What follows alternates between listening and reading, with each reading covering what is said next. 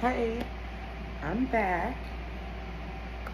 And my question today is, how do y'all keep in contact with the elders in your family?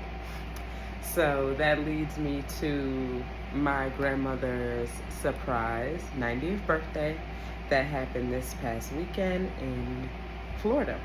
So my aunt that she lives with decided to throw her a 90th birthday party, which was a great idea. And the family really pulled from far and wide and pulled up for her.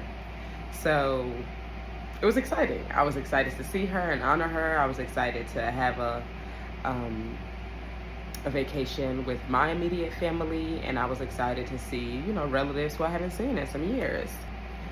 I may have mentioned before not feeling super close to my maternal grandmother simply because, like, when I was coming up, we didn't spend that much time together.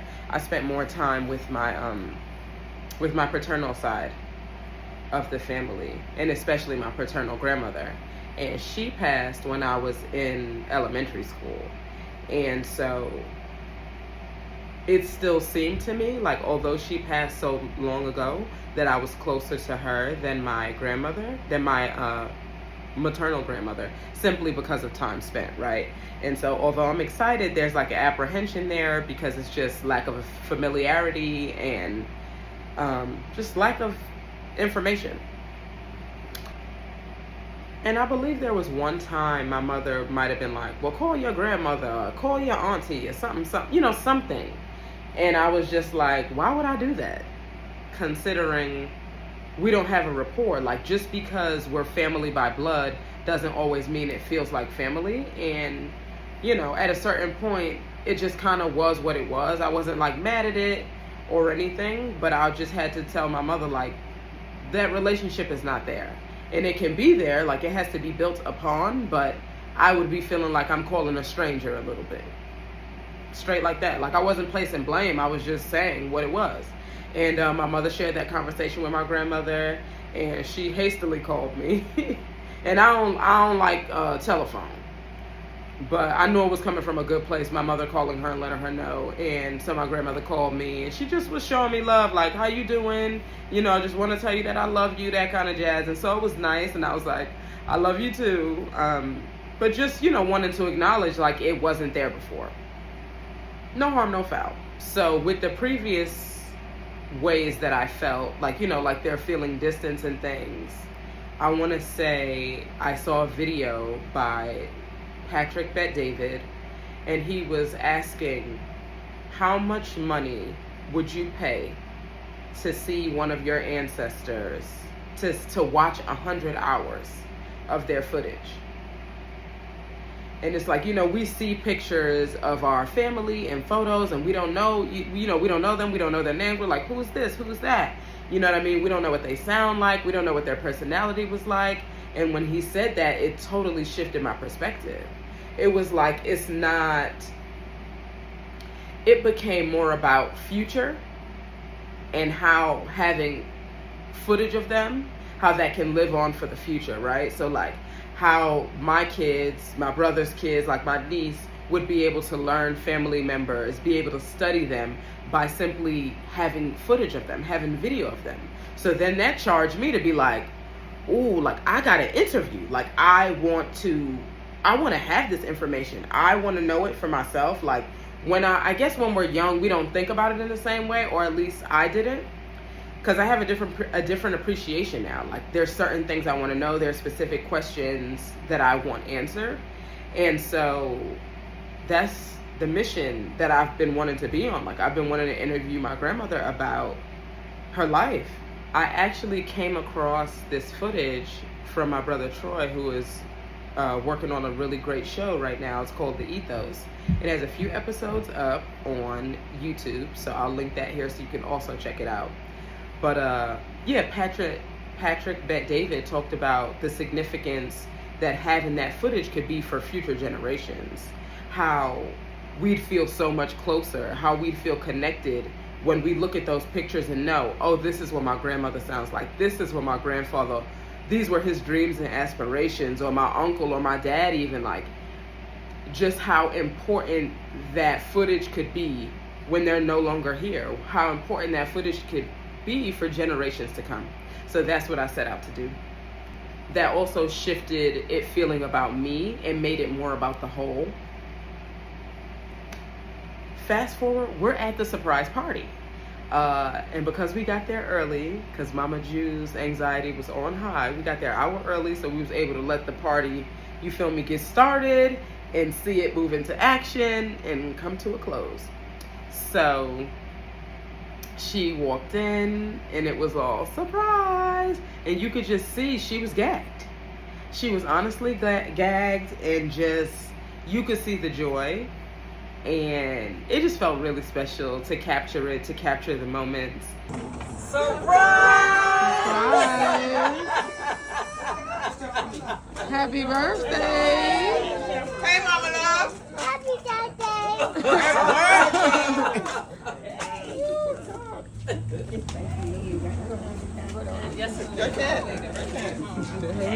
Happy birthday!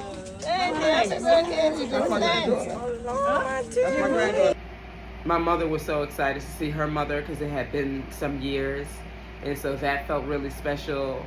My mother was giving dancing machine, which I don't feel like is an always thing, but I was experiencing her as giving dancing machine. So it felt like it's me looking at me a little bit. And Granny too. We call my grandmother Boo Boo. I don't know why. We just have called her Boo Boo since as long as I know. And honey, at a full 90, Boo Boo had a waistline wine, honey. And I will put a little clip of that here. The waist was moving. And I said, if you don't look at my ancestors, who did I think I got my waistline from? Okay, because active. And I said, wow, get into it. So that was really special. You know, just seeing my mother interact with her uncles and some of her aunts, right? You know, who she hasn't seen in years, and seeing them love on her. It was nice. It was beautiful to see. I was happy to be there and be a part of it. We were passing as I was going to the bathroom, and she was coming out of her room, and she was like, you know, I really appreciate you being here, Danielle. Like, I love you, and all of those things, and that felt super special. And I was like, you know, like, I'm glad to be here, supporting you and honoring you in this way. And I'm like, I came from California to be here and surprise you, like, and it's a joy, like, a pleasure to do. And I was like, I don't know how much you remember, but I would love to learn about, you feel me, your time in Jamaica, how it felt you coming here. Like, I'm just curious about your life, and if you're open to it, like, I want to learn more. I would love to, like, interview you type deal. And so she was like, yeah, I don't know if I remember a whole bunch. And I was like, you know, no pressure, just whatever you got, I want it, right? And so we had sang happy birthday to her, and my uncle gave her a really nice speech, and you could see her there getting emotional, and that just made it all worth it. But then at some point, like, we finished cutting the cake and everybody went back outside, and my mother was in the dining room and my grandmother was in the dining room. I was in there, my niece was in there, and my eldest brother Lenny was in there. And so my mother was like, Danielle, remember you said you wanted to interview her? And I was like, yes, I literally just had said that to her. We passed not that long ago. And so it begins, and she starts telling me my grandmother got really sick when she was younger. Well, I can insert that video here because she talked about it, but so she started off with that, and then it kind of went on. It was like 25-30 minutes. So I was like, but when she first started, it wasn't formal, and so I felt kind of weird, like, recording her for a second. But I was like, I just gotta do it. And so I kind of just, like, propped up the camera, like, low, that it was sitting on my thigh so it wasn't distracting. It was on her, but I was looking at her. And so I kind of just let it rest there and just got the footage. And I was just so hyped because she was spilling tea. She was giving me the info. She was not trying to make herself seem like a pretty princess at all. I thought it was really honest, and I appreciated the honesty. So I get to have that. And while I was interviewing her, my niece was also right there. And so My niece may not remember the moment, but now I'll have the video to share with him. Just bringing it full circle. So I was overjoyed because of that. That I got what I wanted to get, which is like starting a relationship with my grandmother, getting some of her information from her being a child to growing up to becoming a mom, like just knowing what it was like. And I got that. So I got to do a new thing again, which was really cool. So I'll share some of the footage. I'll share some of the footage here. And I jumped right up and I said, no, I'm not going to die. Right. Yeah, looks like I feel something over me, so you know that little story there. And that was how old? You was a girl. Oh, yes. You I was a young about- girl then. I was about 8, 9, if it's that. I don't even think I was that old. And when I get well, I couldn't walk. They Okay. had to hold me up. My 2 sisters had to hold up under my arm like that. Let me Right. walk again, yeah. So you had to relearn how to walk. Yeah, yeah. And then I had malaria fever when I was about 13. That's something else malaria fever. Malaria. I come shaking. Yeah, I can hear that. That's what a lot of those people in Africa be having it. Yeah. But it's a But mosquito tell her about that how, bite you. tell her about how you, when you was living with your grandmother, how you felt. Huh? Oh, When you was living with your grandmother, tell her. She want to know the story. If she remember, I'm not Well, gonna when beat I her was with down. my grandmother, I run away all the time because the other children live at home with my parents, and I live with my grandmother, and no, my mother don't come and look for me, so I had to run away to them. And then You was gonna look for your parents.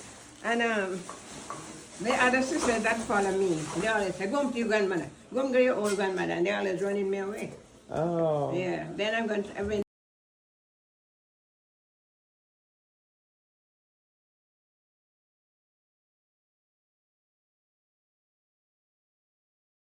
So she know me good and everything. So I asked her if she could keep Judy. Since Okay. I'm going. Got it. So she keep her until, you know, and then my because my father bring me up. I mean, pay the money and everything, and I had to pay him back. Wow. Yeah, I had to pay him You had back. to pay him back for the Yeah, money he but- gave you to come here? Yeah. Wow. Yeah, when I work. You remember how much it was? $250. $250. Yeah. So when I work, I had to pay him little by little till I finish paying. You already had some cake. Then Judy come. Then your You mother already when she had cake going already. she gave me all the time. She come in late at night, 12 o'clock. And I went, Let's go. but she didn't stop. She ran away. Who else was also running away? You, right? No. No, when you told me when you was a young girl, you was running away But, too. no, but I run away from my grandmother Right. to my parents. You didn't run away from your mother. No. Got it. Because I'm alone, no children. You go to school, you come home. Right. You know, they don't come and look for me. Right. You If was I by don't- yourself. Only the grandparents alone is with me, and I don't keep friends.